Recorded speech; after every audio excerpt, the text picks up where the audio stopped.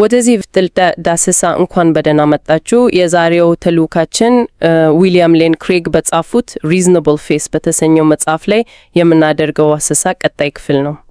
አዎ ልክ ነሽ።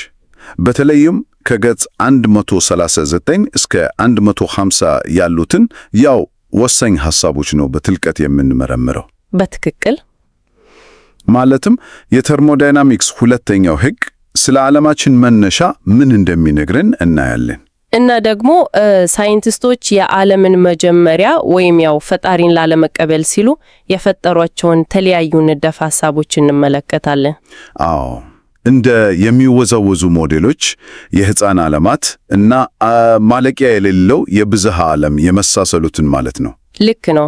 ይህ ጥልቅ ዳሰሳ በተለይ ለወንጌላውያን ክርስቲያኖች ሳይንስና ክርስቲያናዊ እምነት እንዴት እንደሚሰማው በግልጽ የሚያሳይ ነው። በጣም ማለትም በመጀመሪያ እግዚአብሔር ሰማይና ምድርን ፈጠረ የሚለው የዘፍጥረት ቃል ዛሬ ካለው የኮስሞሎጂ ሳይንስ ጋር እንዴት እንደሚገጣጠም እናያለን። አዎ ምን መሰለሽ፣ አብዛኛውን ጊዜ ስለ ሕይወት እና ስለ ጊዜ ስናስብ ልክ ግድግዳ ላይ እንዳለ ትልቅ ሰዓት ነው የሚታየን አይደል? በትክክል ሰዓቱ ቲክቶክ እያለ ወደፊት ሲንቀሳቀስ ሁሌም እንደነበረ እና ወደፊትም ለዘላለም እንደሚቀጥል አድርገን እንድናስብ እንገደዳለን። እውነት ነው። የሰዓቱ ቆጣሪዎች መቼም ቢሆን እንደማይቆሙ ነው የምናስበው። ነገር ግን ያ ሰዓት በራሱ ጊዜ የሚንቀሳቀስ ሳይሆን ያው ውስን በሆነ ጉልበት የሚሰራ ከሆነስ አንድ ቀን ጠዋት ሙሉ በሙሉ ቆሞ ድምፁ ጠፍቶ ልናገኘው እንችላለን ማለት ነው። ልክ ነሽ። ያ ሰዓት መቼም ቢሆን ማለኪያ የሌለው ከዘላለም የመጣ የራሱ የሆነ ውስጣዊ ጉልበት እንደሌለው የሚያሳየን ትልቁ ማረጋገጫ ይሄው ነው። ማለትም መቆሙን ስናይ መጀመሪያ ላይ ጉልበት የሰጠው የሞላው እና እንዲንቀሳቀስ ያደረገው ውጫዊ አካል እንዳለ እንረዳለን። አዎ ይህ ማለት ነገሮች ሁሉ የሚጀምሩበት የተወሰነ ነጥብ አላቸው። የክሬግ መከራከሪያም የሚጀምረው ከዚሁ ነው። ታዲያ ክሬግ በመጽሐፉ ዓለማችን ወዴት እያመራች ነው ከሚለው ጥያቄ ነው አይደል የሚነሳው? በትክክል። ምክንያቱም ያው የዓለማችን ፍጻሜ ምንነት በደንብ ከተረዳን ከየት እንደመጣች ማወቅ እንችላለን። እዚህ ላይ ነው እንግዲህ የተርሞዳይናሚክስ ሁለተኛው ሕግ ወደ ጨዋታው የሚገባው። ልክ ነሽ።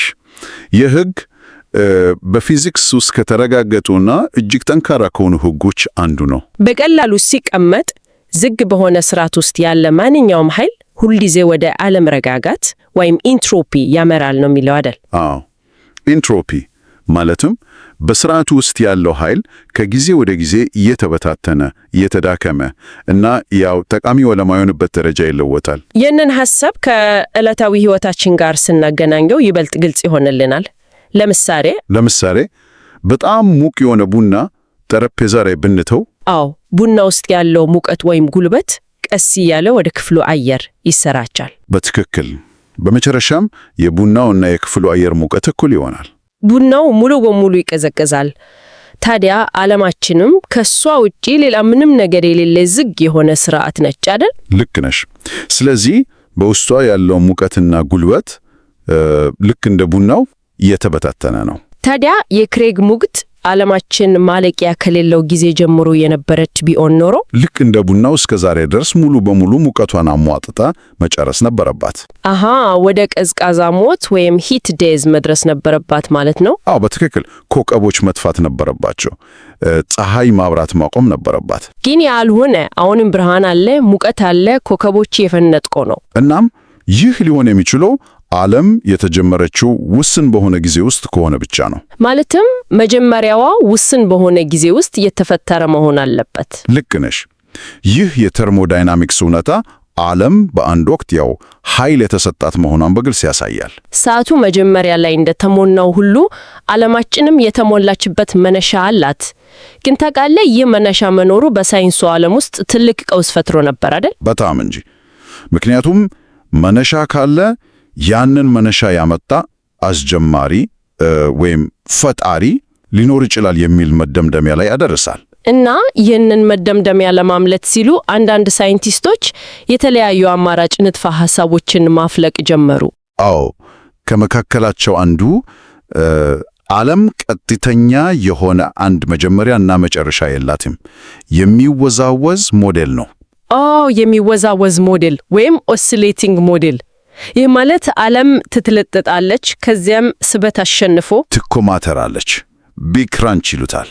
ከዚያ እንደገና አዲስ ፍንዳታ ታደርጋለች። እንዴ ማለትም እንደገና ትኮማተራለች፣ እንደገና ትፈነዳለች እያሉ ማለቂያ የሌለው ዑደት እንዳላት ለማስረገጥ ሞከሩ። አዎ፣ የዚህ ንድፍ ሐሳብ ዋነኛ ዓላማ መጀመሪያ የሚባለውን ነገር ከሂሳብ ውስጥ ማስወጣት ነበር። ነገር ግን እዚህም ላይ የቴርሞዳይናሚክስ ሁለተኛው ሕግ አለቀቃቸውም አይደል? በፍጹም አለቀቃቸውም። ክሬግ እንደሚያብራራው ዓለም በምትኮማተርበትና እንደገና በምትፈነዳበት ጊዜ ሁሉ በውስጧ ያለው ኢንትሮፒ ወይም አለመረጋጋት ይጠራቀማል ማለት ነው። በትክክል። በዚህ ምክንያት ከዑደት ወደ ዑደት የሚኖረው ኃይል እየቀነሰ ይሄዳል። ይህ እኮ መሬት ላይ እንደሚያንጽር ኳስ ነው። ልክ ነሽ። በጣም ጥሩ ምሳሌ ነው። ኳሱን መሬት ላይ ስለቀው ያንጽራል፣ ግን በመታ ቁጥር አየርና ግጭት ጉልበቱን ስለሚወስድበት ወደ ላይ የሚዝልበት ርቀት እያጠረ ይሄዳል። ይህንን ሂደት ወደፊት ሳይሆን ወደ ኋላ መለስ ብለን ብናስበው ምን እንረዳለን? ያለፉት ዑደቶች ወይም ምቶች ከጊዜ ወደ ጊዜ ትላልቅ እንደነበሩ እንረዳለን። በትክክል። ማለትም ዑደቱን ወደ ኋላ የተከታተልን ስንሄድ መጨረሻ ላይ አንድ ፍጹም የሆነ እና ከሁሉ የላቀ የመጀመሪያ ምት ወዳለበት ንጥብ መድረሳችን አይቀርም። ልክ ነሽ። ጆዜፍ ሲልክ የተባሉ የሥነ ፈለክ ተመራማሪ ይህንኑ አረጋግጠዋል። ምን አሉ እሳቸው? ዓለማችን አሁን ካለችበት የኢንትሮፒ መጠን አንጻር ወደ ኋላ ብንሄድ ቢበዛ ከ60 ወይም 100 ጊዜ በላይ ዑደት አድርጋ መሆን አትችልም አሉ። ዋው! ስለዚህ የሚወዛወዝ ሞዴል ወደፊት ማለቂያ የሌለው ጊዜ ሊኖረው ቢችልም ወደ ኋላ ሲሰላ ግን መቼም ቢሆን ማለቂያ ሊሆን አይችልም። በመሆኑም ይህ ንድፈ ሐሳብም ዓለም ፍጹም መነሻ እንዳላት ከሚያረጋግጠው እውነታ ሊያመልጥ አልቻለም። ስለዚህ የመጀመሪያው የማምለጫ መንገድ ተዘጋ ማለት ነው። ልክ ነው። እና ቀጣዩ ሙከራ ደግሞ እጅግ አስገራሚ ወደሆነ የሳይንስ ሐሳብ ይመራናል። የሕፃን ዓለማት ንድፈ ሐሳብ። የሕፃን ዓለማት ወይም ቤቢ ዩኒቨርስስ። ክሬግ እንደሚያብራራው አንዳንድ ተመራማሪዎች ጥቁር ጉድጓዶችን እንደ መሸሸጊያ ተጠቀሙባቸው አይደል? ብላክ ሆልስን ማለትም እናት ዓለም ጥቁር ጉድጓድ ውስጥ ስትገባ ያ ጉድጓድ ወደ ሌላ አዲስ ዓለም መሸጋገሪያ በር ይሆናል አሉ። እንዴ! ይህ እኮ ልክ አሊስ ኢን ወንደርላንድ ሚስጥራዊ በር ውስጥ ገብታ ሌላ ዓለም እንደምታገኘው አይነት ነው። በጣም ልክ ነሽ።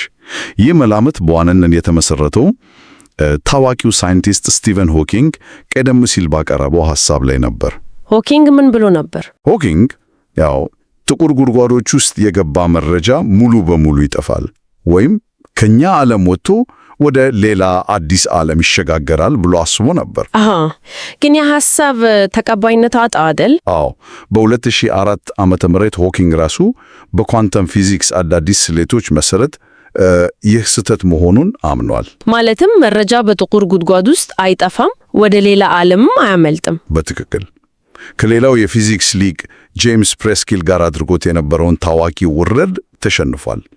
መረጃው በእኛው ዓለም ውስጥ ነው የሚቀረው። ታዲያ መረጃ ወደ ሌላ ዓለም አያመልጥም ከተባለ ይህ እናት ዓለም ሕፃን ዓለምን ትወልዳለች የሚለው ሐሳብ ዝም ብሎ የሳይንስ ልቦለድ ሆኖ ቀረ ማለት ነው። ክሬግም በመጽሐፉ ይህንን ነጥብ በብርቱ ያነሳል እና ታውቃለህ፣ ይህ ንድፈ ሐሳብ ሌላ ሎጂካል ችግርም አለበት እኮ። የቱ ነው እሱ? እነዚህ የሕፃን ዓለማት በእርግጥ አሉ ብለን ብንገምት እንኳ የመጀመሪያዋ እናት ዓለም ከየት መጣች የሚለውን ጥያቄ አይመልስም። ልክ ነሽ። ጥያቄውን ወደ ኋላ መግፋት እንጂ የዓለምን አመጣጣት አያብራራም። ከዚህም የተነሳ ጥቁር ጉድጓዶችን ተጠቅሞ ከዓለም መነሻ ለማምለት የተደረገው ሙከራም ሳይሳካ ቀረ። የቴርሞዳይናሚክስ ሕግና የኳንተም ፊዚክስ እውነቶች ከፊት ለፊታቸው እንደ ትልቅ ግድግዳ ቆሙ። ከዚያ በኋላ ነው እንግዲህ የመጨረሻው እና እጅግ ውስብስብ የሆነው መሸሸጊያ የቀረበው። ክሬግ ማለቂያ የሌለው ግሽበት እና የብዝሃ ዓለም ብሎ የሚጠራው ንድበ ሐሳብ ወይም ኢንፍሌሽነሪ መልቲቨርስ። ይህኛው ንድበ ሐሳብ ከሁሉም በላይ አእምሮን የሚያስጨንቅ ነው። ሳይንቲስቶቹ አሁን የምንኖርባት ዓለም ብቸኛ አይደለችም አሉ አይደል? ማለቂያ ከሌላቸው ዓለማት አንዷ ነች ወደሚል ድምዳሜ ሄዱ። ይህ እንዲሆን ደግሞ የውሸት ክፍተት የሚባል ጽንሰ ሐሳብ አመጡ። የውሸት ክፍተት ወይንም ፋልስ ቫኪዩም ሲሰማ ልክ ውሸት የሚናገር ባዶ ቦታ ይመስላል። ግን ፊዚክሳዊ ትርጉሙ ምንድን ነው? በፊዚክስ ውስጥ የውሸት ክፍተት ማለት ሙሉ በሙሉ ባዶ ያልሆነ ነገር ግን በውስጡ እጅግ ከፍተኛ የሆነ ገፊ ኃይል የያዘ የጠፈር ሁኔታ ነው። ገፊ ኃይል ማለትም ክፍተቱን በማይታመን ፍጥነት እንዲለጠጥ ያደርግ። በትክክል። ነገር ግን ይህ ሁኔታ የተረጋጋ አይደለም። ስለዚህ በአንዳንድ ቦታዎች ላይ ይህ የውሸት ክፍተት የተበጠሰ ወደ እውነተኛ ክፍተት ይለወጣል። እውነተኛ ክፍተት ወይም ትሩ ቫኪዩም። እነዚህ የተበጠሱት ክፍሎች ልክ በሚፈላው ውሃ ውስጥ እንደሚወጡ አረፋዎች ናቸው ይባላል አይደል? ልክ ነሽ። እያንዳንዱ አረፋ ደግሞ ያው የራሱ የሆነ አዲስ ዓለም ወይም ዩኒቨርስ ይሆናል። ስለዚህ ማለቂያ በሌለ ሁኔታ በሚለጠጠው በዚህ የውሸት ክፍተት ውስጥ ማለቂያ የሌላቸው አረፋ መሰል ዓለማት ይፈጠራሉ ማለት ነው። አዎ። እናም የንድበ ሐሳቡ አራማጆች ይህንን ሲሞግቱ ማለቂያ የሌላቸው ተለያዩ ዓለማት ካሉ ከመካከላቸው አንዱ የሆነው የኛ ዓለም በአጋጣሚ ለሕይወት ምቹ ሆኖ መገኘቱ የሚገርም አይደለም ይላሉ። ማለትም ማለቂያ ከሌለው ሙከራ ውስጥ አንዱ ትክክል መሆኑ አይቀርም የሚል መከራከሪያ ነው የሚያቀርቡት። ነገር ግን ክሬግ እዚህ ላይ ሮጀር ፔንሮዝን ስሌት በመጥቀስ ይህንን መከራከሪያ ሙሉ በሙሉ ውድቅ ያደርገዋል። አዎ፣ ሮጀር ፔንሮዝ ታዋቂ ሂሳብ እና የፊዚክስ ሊቅ ናቸው። እሳቸው ያሰሩት የኛ ዓለም አሁን ባለው ሁኔታ በአጋጣሚ የመፈጠር እድሉን ነው አይደል?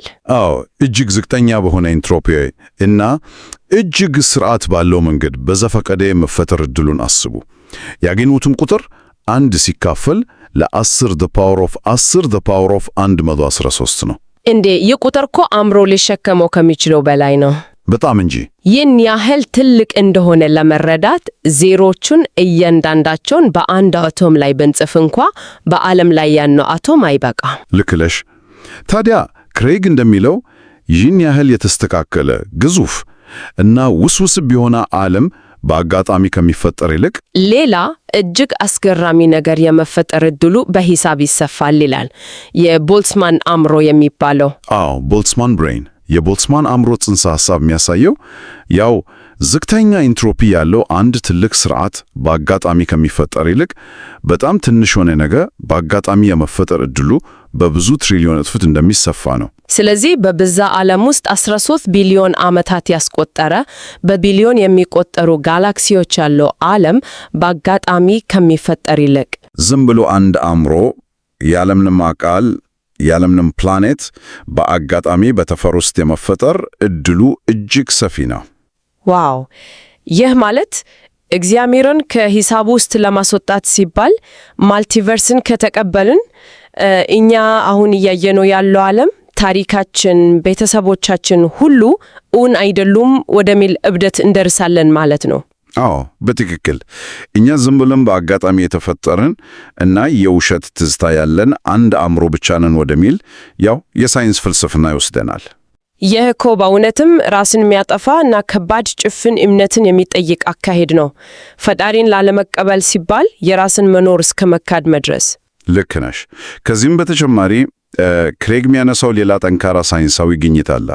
ማለቂያ የሌለው የብዛ ዓለም ንድበ ሐሳብ ራሱ ምንም ያህል ቢለጥጥ ከመነሻ ጥያቄ ሊያመልጥ አልቻለም። የቦርድ ጉዝ ቪለንኪን ቲዮረምን ያስብክ ነው አይደል? አዎ።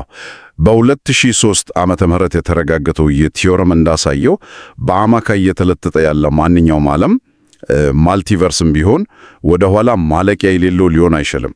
የዚህ ቲዮረም አስገራሚነት ደግሞ የትኛውንም ልዩ የፊዚክስ ሕግ ወይም የኳንተም ግምት የማይፈልግ በንጹህ የጂኦሜትሪ ስሌት ላይ የተመሰረተ መሆኑ ነው። በትክክል የጂኦሜትሪ ስሌቱ ግልጽ የሆነ ድንበር አስቀመጠ። በአማካይ የስፋ የሚሄድ ማንኛውም ስርዓት ወደ ኋላ ስንመልሰው ግድ የቦታና የጊዜ መነሻ ሊኖረው ይገባ። አሌክሳንደር ቪለንኪን ራሱ ይህን አስመልክቶ የተናገሩት ነገር አለ። አዎ፣ መስረጃው አሁን በቦታው ስላለ ኮስሞሎጂስቶች ከዚህ በኋላ ማለቂያ በሌለው ያለፈ ጊዜ ጀርባ መደበቅ አይችሉም ብለዋል።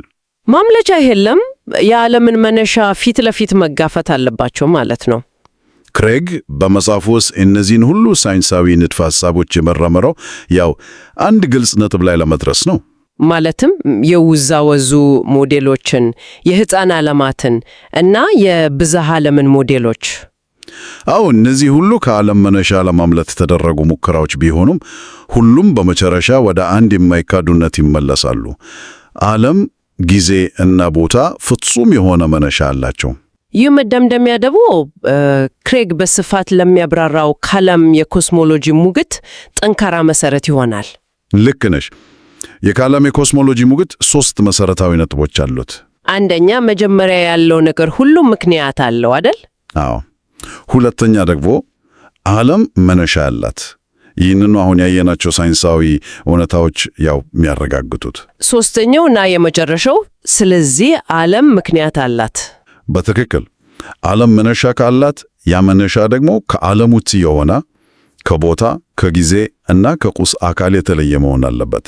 እጅግ ኃያል እና ዓለምን ለመፍጠር የወሰነ ብልህ የሆነ ፈጣሪ መሆን አለበት ማለት ነው። ልክ ነው።